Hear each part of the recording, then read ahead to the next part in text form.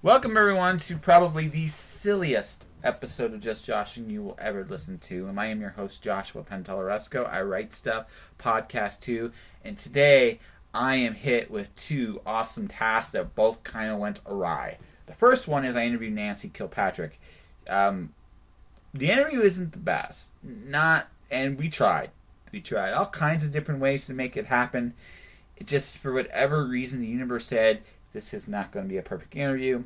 You will see it for yourself when you listen. Skype, we finally figured out how to get it to work on Skype. However, Skype was being a cruel and merciless electronic light bulb and would occasionally flicker out here and there. So we did the best we could. But in all seriousness, before I get to the silly part of this podcast, Nancy's getting back into the novel game. She's been an amazing editor for Edge and other places in the last few years, and this is her big kind of coming out in terms of her work. And I, for one, am really hoping it does very, very well. I wish her nothing but best. Nancy, if you're listening to this podcast, you're awesome. But before I get to Nancy, I gotta get into unicorns, specifically unicorns that fart rainbows. And my sister requested, it should be the word. I'm not going to say recommended, I'm going to say requested because, it's my sister and I love her. She goes, Josh, could you please put a unicorn that farts rainbows on the show? And I said, sure. But you can't kill him. Please don't kill him, is actually what she said on Facebook. And I'm like, fine, I won't kill the unicorn. And I won't kill the unicorn. I didn't. I actually set up already in the story a nice little way for the unicorn. That's the only spoiler of the Cloud Diver I'm going to give you. The unicorn, when it shows up, will live. In fact, it evolved. So, it evolved into a unicorn naming contest on Inauguration Day. Like I said, people are really depressed with this whole election thing, and I understand. It has turned my Facebook, however, into a very bipolar experience, and I decided to do something about it. So I decided to have a contest of name the unicorn, and man, did people get involved. First person, Tim Lane, got involved, and he did Sparkles, Sprinkles, Larry, Gary, all valid names. Then Casey Red Sky, Garth, Gregory. I learned why you should name someone Gregory and not Greg, and I learned I learned some really neat stuff right off the bat there. Ribbons was the early favorite. Elaine Lee is the name of that. It was really, really good. Gerard was my second favorite name. Chelsea Seeker did that one. Sir Tutta Snoot was my first really creative name. I don't feel, Waya, if you're listening to this, that it fit the character, but it was a really good job. Skittles, in a perfect world, would be the winner. There are some obvious legal issues with using Skittles, but it made me laugh really, really, really, really, really, really much, very, very much. Roy G. Biv was brilliant. This is really cool. I can say this. Destiny Calverley and Robert J. Sawyer both recommended that. Then I got my first YouTube video about Mr. Toots. Kind of traumatic watching that. Then there's Fluffer, Poof Poof. Gaseous Clay. Gaseous Clay reminded me a little bit too much of Street Fighter, which, Unicorn might fight, but not really.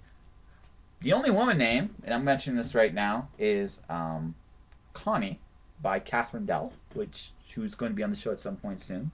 Really, really fun stuff. A solid name choice. Sarah Johnson also, during a future podcast, recommended Agamemnon, which I think is a really badass name. Emphire's Front from Corey McConaughey. Really, really good. I got Napoleon, but Napoleon's already in there, so I can't use that one. So Justine, I'm sorry.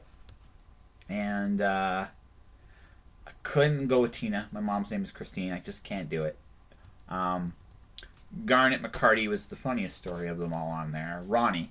And I'll never look at Ronnie the same way again. That was a bit traumatic, but very hilarious. Brachius by Stephen Meyer is really good. Tanissa von Miesel from Messel from Perception of Pain actually gave me dictionaries for thought and flatulence, which I think was amazing. Virginia Stark, All That Glitters. It had that masterpiece theater classy thing to it. I had Minty Fresh from Kaylee Cassidy, which made me laugh. Hoof Hearted, which is I thought was a really good verbal description. Then there's the Prison Poops, which is really good. And I'm having to decide whether or not gold will be at the end of any of these rainbows. That's still a work in progress. And yes, I can't believe I'm talking about this on my podcast. Stephen was strongly recommended, and Sarah Jane had the best impassioned argument, so it's in the consideration. Pink Void made me go think of The Wall. I won't lie, The Wall was in my head after that. Casey Red Sky with Unicorn, just because why not? And Uni Fluff or Una Fluff, depending on whether it's male or female. So I have a lot of names to choose from. Roy G. Biv is probably the cleverest name. If you don't know why, Google it. You'll understand. It was brilliant, I thought. Rob Sawyer, Destiny, you guys definitely brought that to my attention. Connie's is in there because if I do make the unicorn a female character, Connie's the only real female name I have on the list, really. And Catherine, kudos to you. You're the only one, so that gets to stand out. I think Roy G. Biv, Connie, Steven, Agamemnon, I would kind of like that one. And I think Unicorn, just because it's a unicorn. So those are my final 5. Unicorn, Steven, right? Oh, and Ribbons, because Ribbons is awesome too. Unicorn, Steven, Ribbons, Agamemnon, Connie, and Roy G. Biv. Anybody want to chime in, they can do so. Alright, on with the show. Called A Familiar Story, told in a brand new way, The Watcher is about a slave boy who kills his dragon masters and goes into a post-apocalyptic wasteland, discovering that there's more to life than being a slave. The Watcher is book 1 of the Watcher saga, which has book 2, Storm Dancer, and the concluding saga, The Wandering God, will be out later this year. It is available at mirrorworldbooks.com, amazon.com.ca, Barnes & Noble, Chapters Indigo, and any other online bookstore you can think of. Well, we just about. I'm just turning on the recording devices now. That's all I'm doing. So, okay, that's on. That's on. Okay, so right. If something happens now, it's just not meant to be. There was literally one guy, right. Armand Rosamia. He does so he's a podcaster and a writer too, and based out of the States. And I've been trying to get him to do the show for 2 months, but every time we try to get together, something bad would happen on either end. So, technology is the devil. Yes, it is. Let's just hope the devil is having a coffee break. I just hope he's sleeping. You can sleep. It's okay. I've had a good day. I posted a podcast. My newsletter got posted up.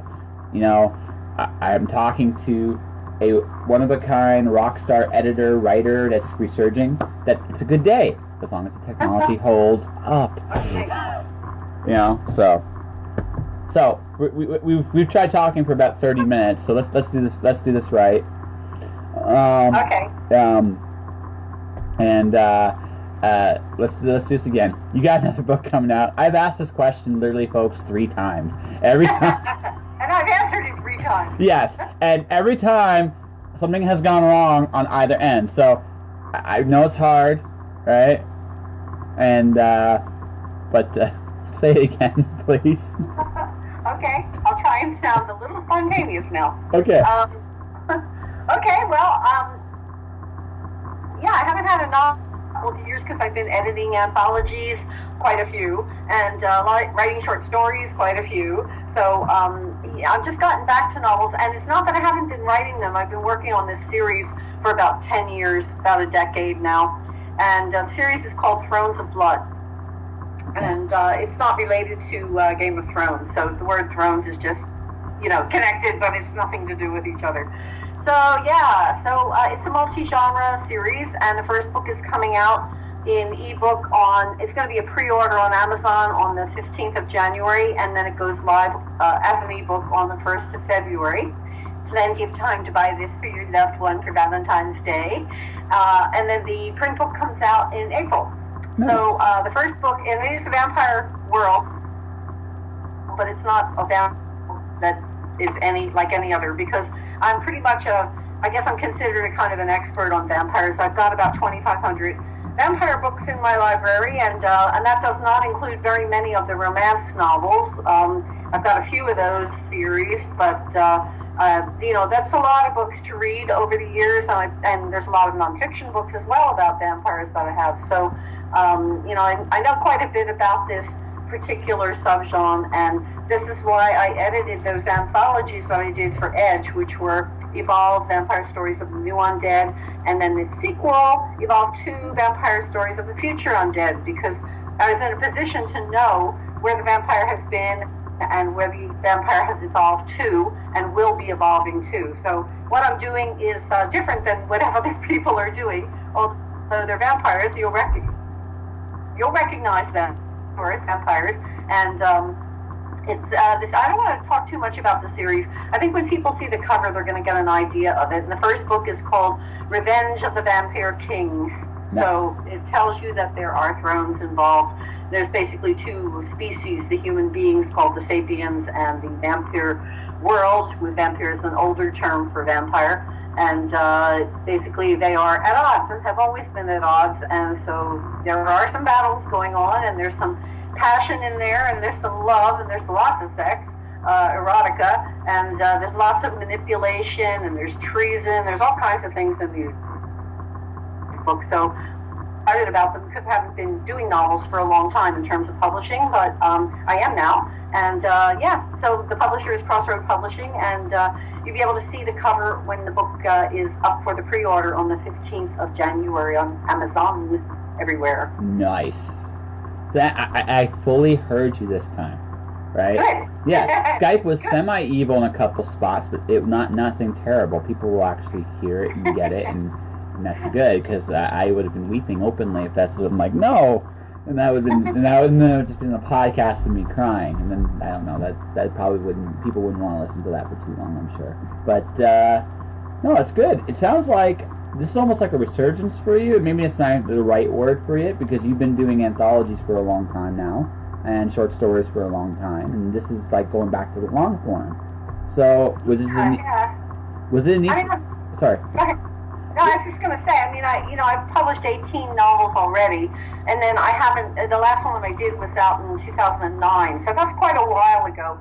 And, I've got about 220 stories in print, and that tells you I've been writing a lot of short stories over and 15 anthologies I've edited. Plus I've done other things. I've got, there's a new story in a graphic novel. It's, what is the name of that graphic novel? It escapes me. Awesome. It'll come to me. This graphic novel, the mysterious graphic novel, brought to you by... This mysterious graphic novel, yeah. It's got to do with Forrest Ackerman. Yeah. I should know this. And I'm not in front of my other computer that has this information, so I can't even look it up. Wait, I can go in the other room and look at the actual book and tell you the title. Wouldn't that be great? That would be awesome. I have a story in there. This is Forrest J. Ackerman, if you don't know. Do you know him? No, I do not know him, actually. You know Forrest J. Ackerman? The name... Okay, Okay, I know I'm breaking up here because I'm in another room and I have to get this book so I can give you the title, but I'm going back to the good room where you can hear me. You can hear me better, right? Yeah, I can hear you better. Okay, I'm going into the other room. It's like a, palace where I live. There's so many rooms. Anyway, the book is called Tales from the Ackerman Mansion, and it's an homage to Forrest J. Ackerman, who was, he did many things. He was a writer, he was an editor he did the pulps back then, and he did all the big writers. He was an agent at points, and he was a huge collector of stuff that had to do with the science fiction, fantasy, and horror genres. And he had a house that he lived in California, which I visited, called the Acker Mansion, kind of a little funny thing. And in it, he had amazing stuff. He had the ring that Bela Lugosi wore in Dracula, and the cape, and all kinds of things. He had models of everything. It's It was in just collected it all. Yeah. Plus a lot of print stuff. So he used to do Famous Monsters of Filmland, and that was taken over by other people who now run it. They're the ones that put out this book. So I have a story that turned into a graphic novel in this book, among other people. R.C. Matheson is in here. Jason Brock's in here. Oh gosh, who else? There's tons of people in this book. So it's a big, giant hardcover thing. So I'm in there. So that's new. That just came out. And so you ever gonna anyway. Oh, sorry. No, I was gonna say, are you ever gonna do another graphic novel kind of thing again down the road? Because it's always good to expand your repertoire, to say the least. Well, I have one that is my own. I have the one that came out last year. It's the actual title. This is how the world of publishing is so annoying. The actual title is Nancy Kilpatrick's Vampire Theater, but it's listed on Amazon by the wrong name, and so of course people can't find it by that title. So they'd have to look up my name to find it. It's called A Vampire Theater or something like that. Whatever the title is, it's not the right title, and the publisher couldn't change it, and on and on and on. So I did that one, and that is based on 3 short stories that I wrote a while ago, and I had published in comic books that were a part of the Vampirotica world, which you may or may not know. And so I did. That has a character, Luxana, who is the theme character of that series. They had a lot of issues of that comic, and the publisher came to me and said he would like me to do my stories and have them as like an addition inside the comic book, so it would be another story besides the theme story. So I did 3. I did episode 5, 6, and 13, or I should say issues 5, 6, and 13, and I had 3 stories that were written in that. So yeah, so that's what ended up being in the graphic novel that you can't find under the real title. So I just love publishing. I say that to myself every day. I love publishing.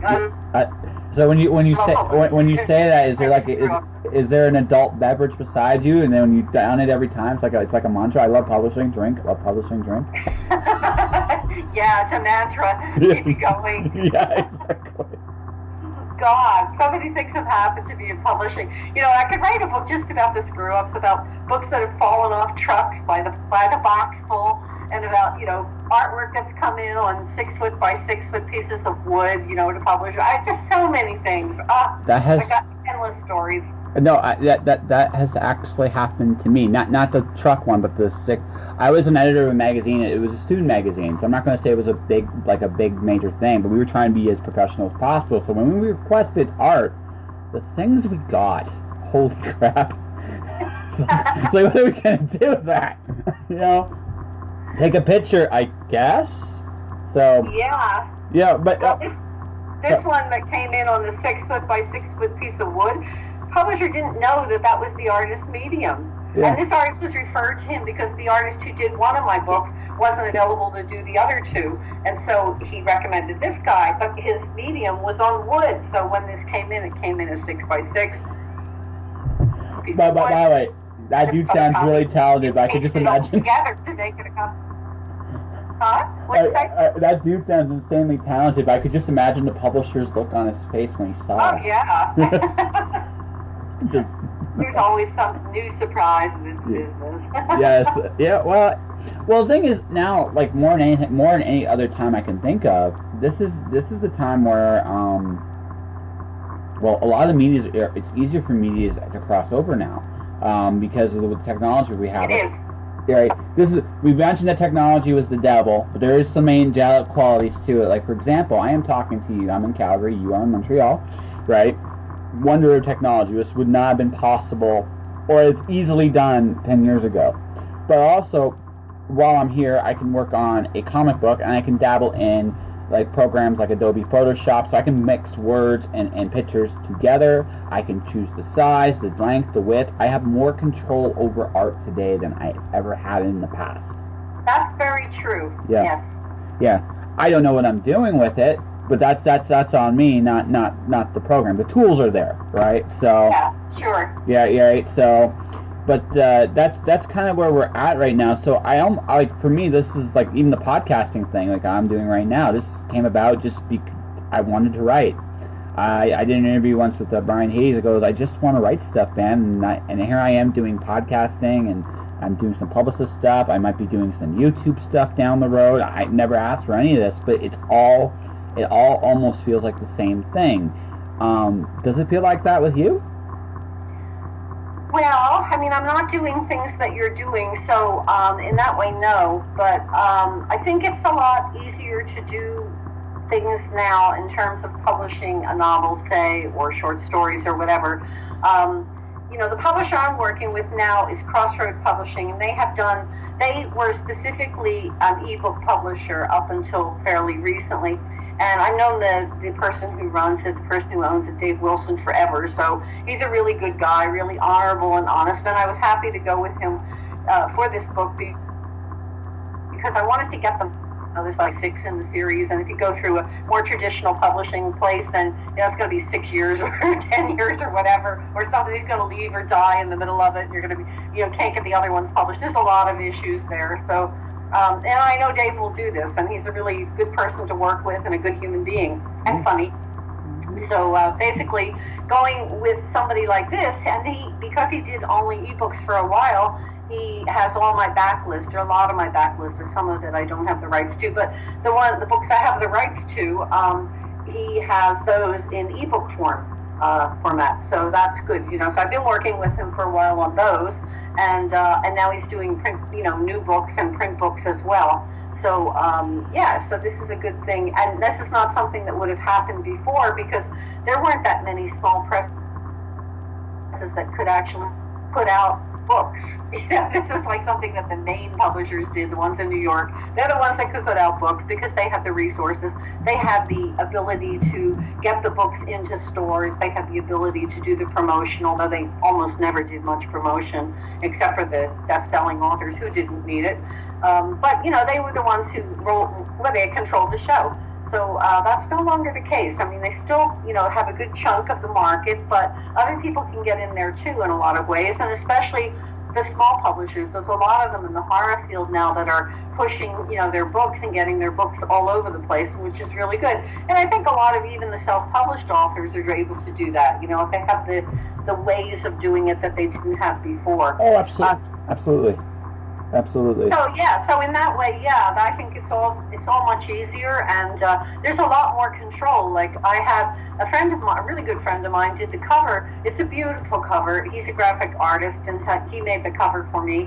And it's it says it all when you see the cover. You get a sense of the book, and that's not something I've worked for many of the legitimate, what they call the legitimate publishers in the past. I worked for Pocket Books and St. Martin's and Berkeley and all of those places. I mean, they always send you the cover and they say, "What do you think?"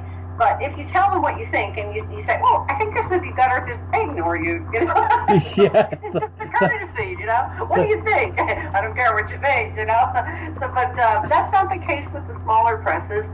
They do work with the authors, and if you're a self-published author, you obviously have total control over what you want in terms of the cover and everything else. So it's like a different world, era. Well, yeah, well, absolutely. Well, it's more niche now. Like that, it's not so much going. Don't get me wrong. I mean, everybody wants to be a bestseller, but I think it's more important today to figure out who your audience is. Absolutely. And cater to that audience, because that's. I mean, don't get me wrong. All of us would love to sell 10 jillion books, right? We all would love that. But I mean, the thing of it is, it's about building your audience, and that's more important than even being a bestseller. Because even if you do become a bestseller, right, that may come and go, right? You get it once. Like Stephen King, J.K. Rowling. I mean, those are abnormalities, not the norm, right? Most people, if they do get a bestseller, it might be only 1 or 2 times. It's more important, I think, in the long run to just establish your audience, whoever that may be, in whatever field you choose to go. And but the thing is now, with the way publishing's going, it's more diverse than ever. There's a lot more genres and subgenres and cross genres than there ever was before, so. Yeah, and I think it's good to be realistic as a writer. I mean, when you talk about being a bestseller, it's like a lot of things in life. This is a pyramid. There's there's one or two people up at the top of this pyramid, and as you go down and you get towards the bottom, there's a whole lot of people. Publishing in general has axed out the mid-list writer, which is where I was all my career, and many other people I know.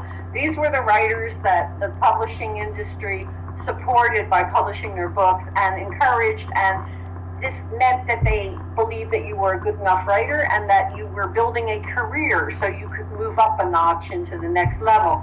That's not there anymore at all. Like all these people piled at the bottom and a very handful of people at the top, like so many other aspects of society. This is what it's about. And I think identifying your readers is crucial. I mean, I've identified my readers a long time ago, and I honestly don't see myself as a best-selling author because I don't appeal to I don't want to be insulting. Let me rephrase this.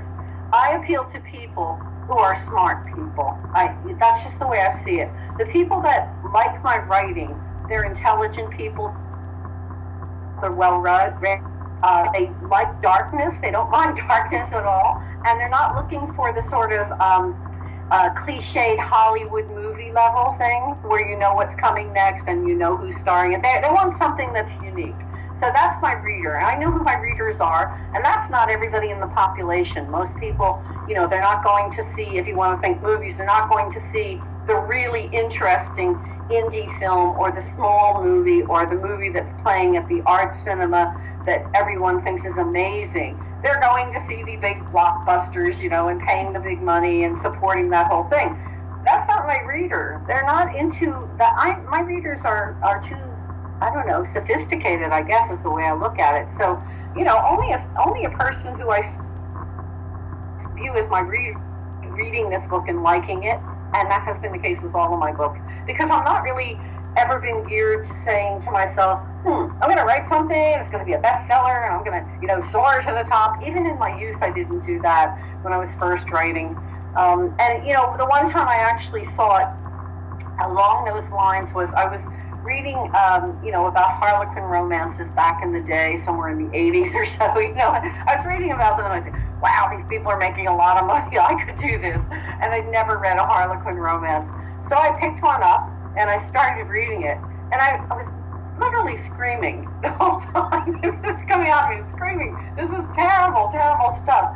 And by the end of it, I just literally, and I've never done this before, I threw this paperback against the wall. I was just, I couldn't do it. I knew I couldn't do it because I didn't believe in it. I didn't believe in that world. It's not how I saw things. It's not how I saw life. I couldn't do it. So that's the way you make money. You get into that sort of belief system if you can. But if you're a person with integrity, you stick to your own system, and you do what is honorable and right for you, and that is not necessarily the mainstream.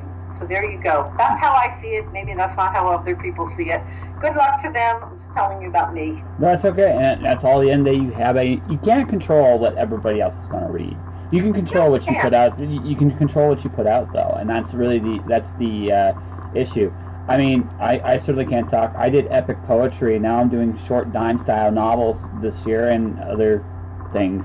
Not because they're necessarily popular, but because they're fun. And that's kind of how I've been doing it, how I've been approaching it, and just building my audience, even though it's like, hey, it'll be a unique trip every time you read one of my books. And that's kind of like where I'm going with my stuff as a writer. So, and I'm okay with that. And I'm okay with that. It's not about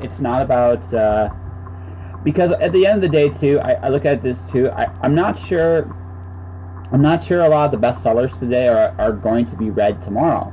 I mean, and good for everybody that's on the bestseller list, right? I mean, hey, you can't fault anybody for being paid, but I really feel that something like 50 Shades of Grey is probably not going to be considered classic literature when I'm 80. I just don't see it. Harry Potter maybe, but not 50 Shades of Grey. Just, that's my opinion. I could be wrong, but,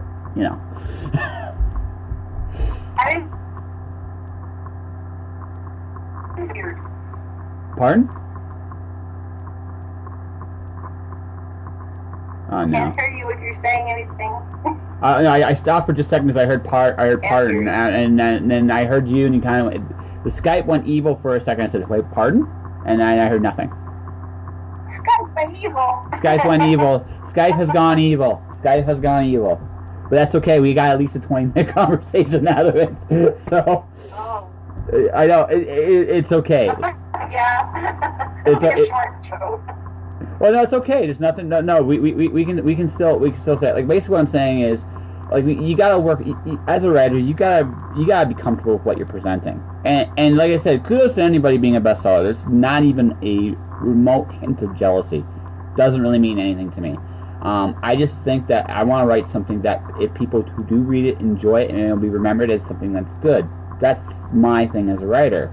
And like I said, Harry Potter, when I'm 80, may be considered a book that's remembered, well thought of, well read. It's a good book.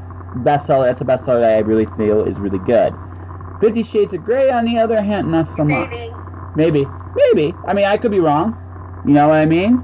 But I just look at a lot of the bestsellers, especially the more formulaic ones. They're not going to be remembered. You know, they're just not.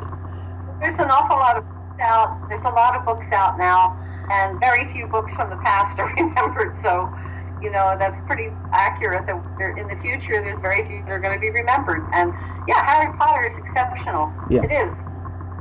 No, and that's it. Like I could see that book being taught in schools someday as like classic literature. I really could see it. Some of the other books I read now, I enjoy some of them now. I'm like, I don't know if that's going to be around in the future. And you know, I think the ones that have the best chance of being remembered are the ones that were written that were kind of true to themselves. Right? I like I said, I'm a big Bradbury fan. I think some of his stuff's going to be remembered no matter what because he never really changed his voice. Pardon? I heard you, and I was like, you disappeared? Yeah. It's okay. So it's like again, for me, it's a guy like Bradbury. That's someone that's going to be remembered. A guy like Asimov. I'm a big Asimov fan. I think he's going to, right? Really, really, really good. Modern day, I think Rob Sawyer is going to be remembered when his time is completely gone. He probably will be. Yeah, because but he writes like I read if he's listening to this, he'll get a real hoot out of this. I like his stuff better than I like Scalzi's stuff, right? Scalzi's good, but Rob's better, my opinion. And Rob's more cerebral. But I think that's why Scalzi does better, I think, right now in sales. His is more straightforward, but I don't know in the long run that Scalzi's stuff's going to be as talked about as Sawyer's. So I don't know. I could be wrong. I could be completely off base, but I know what I like too, right? So... Well, the long run, that you're talking about, if you're talking about 5 years or 50 years, is one thing. If you're talking about 100 years, think of how many people from the what year are we in? 1917 was 100 years ago. How many people who wrote books back then? Do you know? Just one. You don't know any of them, probably. There's one or two. This is not normal. It's not normal to remember a lot of the people in the arts. It's only certain people that kind of, I don't know, rise to the top. Exactly. And some of them are best sellers, but some of them are just great writers, period. Yeah, exactly. So, okay. So before Skype... And I can't hear you. You can't hear me again? You can't hear me again? Oh, God. So this is going to be... You keep fading. I hear like every word you say. Yeah. This is what you're saying in the conversation. Skype's being evil. What can I say? So listen, this is going to be I'm going to call this episode... I'm going to be calling this episode... Can you hear me? I can hear you just fine. Now I can hear you. You've faded out once in a while, but it corrects itself. This is going to be the blind deaf... I'm going to call this the blind deaf podcast, because we were trying... That's what I'm going to call it. I'm sorry, our technology was blind and deaf to each other, and it was groping to communicate, and we were the victims. That's how I'm gonna. That is how I'm advertising this show. I'm gonna warn you that right now. So, I've done a pantsless podcast. Now I'm going to do the blind deaf podcast. I'm going to just see whatever, just the way it goes. So I'm going to end this with one question here. As you can see, I take myself very seriously doing these shows. You might have to repeat it. Yeah. So the question is, are you excited about back to? It's been a while since you've done novels. I mean, you've done it before. You've been down this road, but you've been away for a while. So are you kind of excited to be doing this again? Please tell me you heard me. Yeah, you asked me if I'm excited. I heard that part. Yes. Okay, good. Well, I've been working on this. Go ahead. No, I'm not. I haven't said anything.